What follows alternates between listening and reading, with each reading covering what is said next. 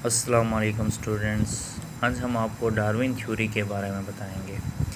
तो सबसे पहले आपको पता होना चाहिए कि डार्विन थ्योरी का एक दूसरा नाम है, इसको कहा जाता है थ्योरी ऑफ नेचुरल सिलेक्शन भी कहा जाता है।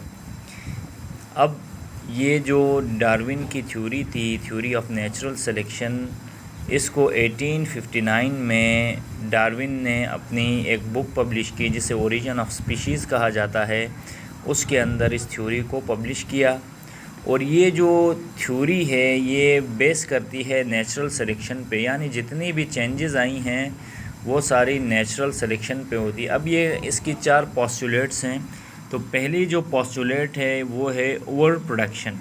ओवर प्रोडक्शन में डार्विन ये बताता है कि जितने लिविंग ऑर्गेनिज़म्स हैं इनमें हाई रिप्रोडक्टिव रेट होता है, यानी इनका जो ऑफ स्प्रिंग प्रोड्यूस करने की जो कैपेबिलिटी होती है, सलाहियत होती है, वो ज़्यादा होती है। जैसे ओइस्टर ले करते हैं 1 लाख एग्स और सी स्टार्स हैं ये 1 मिलियन एग्स क्या करते हैं, ले करते हैं। तो ओवर प्रोडक्शन को इसने एग्जांपल से भी साबित कर दिया कि इनकी हाई रिप्रोडक्टिव रेट है, यानी जितनी रिप्रोडक्टिव रेट ज़्यादा होगी उतने ही क्या होंगे, उसके ऑफ स्प्रिंग ज़्यादा होंगे। अब दूसरी उसकी पोस्टुलेट थी स्ट्रगल फॉर एग्जिस्टेंस। अब याद रखें जितनी ओवर प्रोडक्शन होगी, ऑफ स्प्रिंग ज़्यादा होंगे, तो अब जो रिसोर्सेज हैं इनके लिए, इनके ज़िंदा रहने के लिए वो क्या है, लिमिटेड है। अब रिसोर्सेज में क्या है ज़िंदा रहने के लिए, एक तो फूड है। तो अब फूड के रिसोर्सेज लिमिटेड हैं। क्यों लिमिटेड हैं? Due to the over production, over production की वजह से। अब जब ओवर प्रोडक्शन होगी तो याद रखें इन इंडिविजुअल्स के दरमियान एक कंपटीशन क्या होगा, पैदा हो जाएगा। और ये कंपटीशन 2 तरह का है, एक इंट्रा स्पेसिफिक कंपटीशन है, दूसरा है इंटर स्पेसिफिक कंपटीशन। अब ये जो इंट्रा स्पेसिफिक कंपटीशन है ये होता है सेम स्पीशीज़ के दरमियान सिमिलर नीड्स के लिए, जबकि इंट्रा स्पेसिफिक डिफरेंट स्पीशीज़ के दरमियान कंपटीशन होता है फूड के लिए या रिप्रोडक्शन के लिए, किसी चीज़ के लिए भी आप कह सकते हैं। तो ये इंट्रा स्पेसिफिक कंपटीशन होगा जब रिसोर्सेज लिमिटेड होंगे। और एक इन्वायरमेंटल कंपटीशन भी होता है कि वहाँ उस एरिए का जहाँ पर ये लिविंग ऑर्गेनिज़म रहते हैं कैसा है, वहाँ रेन, ड्राफ्ट, कोल्ड, लाइटनिंग, ये फैक्टर्स भी क्या होंगे, इस पर असरअंदाज होंगे। तो ये दूसरी थी स्ट्रगल फॉर एग्जिस्टेंस। और तीसरा इसने बताया वेरिएशन एंड हेरिडिटरी।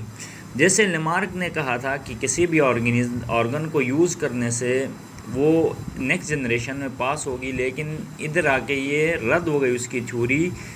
तो ये थ्योरी कहती है कि inherited variation arise by mutation. जितनी भी ऑर्गेनिज़म्स के अंदर कोई अगर उसके एंसेस्टर्स से वेरिएशन आ रही है तो वो म्यूटेशन कौन सी है, चेंजिंग है, तब्दीली है, जेनेटिक वेरिएशन है, जो कि क्या करती है, कॉन्फर करती है advantage to the organism possessing them. जिस ऑर्गेनिज़म के अंदर ये जेनेटिक वेरिएशन आएगी उसको ये एडवांटेज होगा। और सम वेरिएशंस ऐसी होती हैं जो हार्मफुल होती हैं।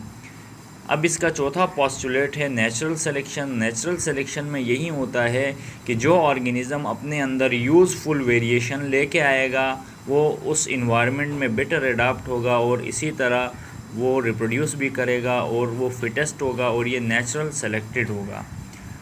तो ये इसकी कुछ पोस्टुलेट्स थी। पहला है ओवर प्रोडक्शन, जिसमें उसने बताया कि ऑर्गेनिज़म्स हाई रिप्रोडक्टिव रेट रखते हैं। फिर स्ट्रगल ऑफ एग्जिस्टेंस में बता रहा है कि हर ऑर्गेनिज़म लिमिटेड सोर्सेज की वजह से उनके दरमियान क्या होगा, कंपटीशन होगा। उसकी टाइप्स भी बता दी कि इंट्रा स्पेसिफिक क्या है, इंटर स्पेसिफिक और इन्वायरमेंटल कंपटीशन।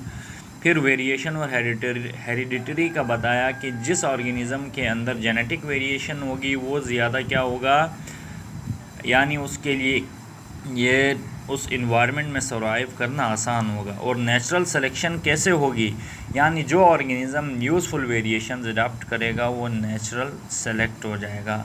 तो उम्मीद है आपको ये आज का ये टॉपिक समझ आया होगा। फिर नेक्स्ट थ्योरी के साथ आएंगे एवोल्यूशन की। Thank you.